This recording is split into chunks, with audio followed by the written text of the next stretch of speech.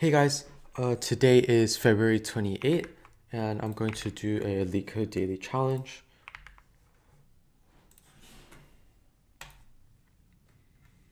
Oh, okay, hopefully I can do this one today. So apply operations to an array. You are given a zero index array nums of size n consisting of non-negative integers. Okay, you need to apply n minus 1 operations to this array where in the ith operation, zero index, you will apply the following on the ith element of nums.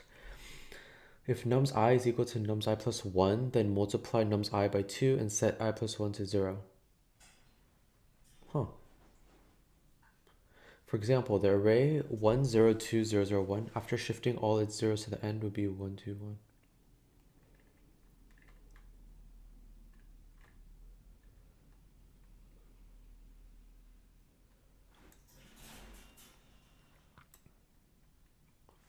So at I equals 0, we look 1 over, right?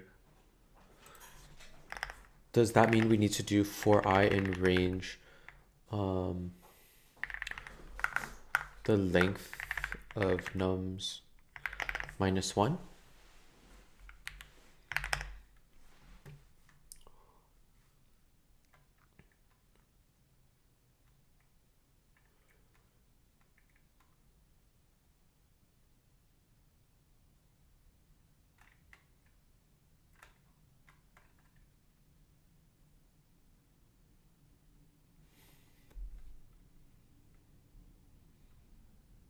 Okay, so then we just look at like the first and second is nums at I plus 1. If first is equal to second, then what? Multiply nums at I times equal to 2, right? Multiply it by 2 and set I plus 1 to 0. So then nums at I plus 1 is equal to 0. And we just keep doing that. And just really quick, I think...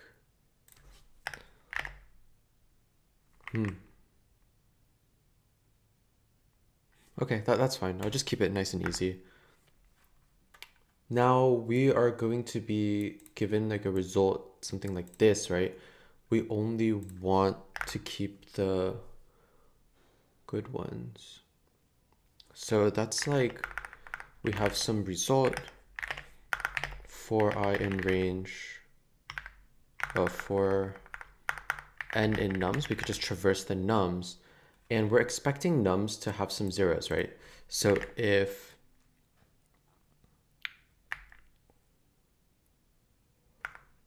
n is equal to 0, then just continue. So if n is not equal to 0, then add it to result.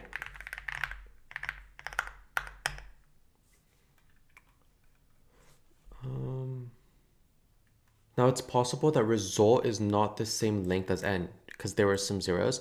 We just need to pad the zeros towards the end, right? So while length of result not equal to length of nums, res append 0, then we could just return result.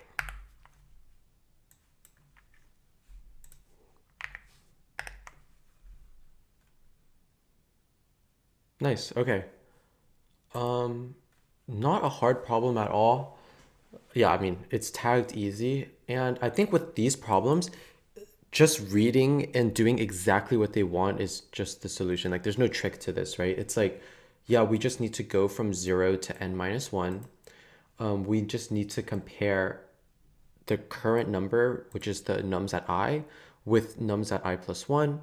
If they are the same, we just multiply nums at I by 2 and set nums at I plus 1 to 0. Yeah. And then after that, you could imagine that we would get some sort of array that could possibly have zeros in it. like this, right? So then all we need to do is we create our own result. And what we're going to do up here is just iterate over. So now that we're at 1, since 1 is not 0, res.append 1. Like that. Now we move on to this and we say, oh, there's a 0. So then we can move on to this, say, oh, it's a 2. So then we go to 2. Then it's a 0. So we skip there. We do 0, skip it, then 1. So let's add it to our result. So now we're almost done, but the lengths are off. So while the lengths are off, let's just keep adding zeros to the end. So 0, 0, 0. Which now when I think about it, we could also have like a 0 count. And then else it's a 0, right? So the 0 count plus equals to 1. So we could just return res plus this many zeros, right? 0 times 0 count. See if that works as well.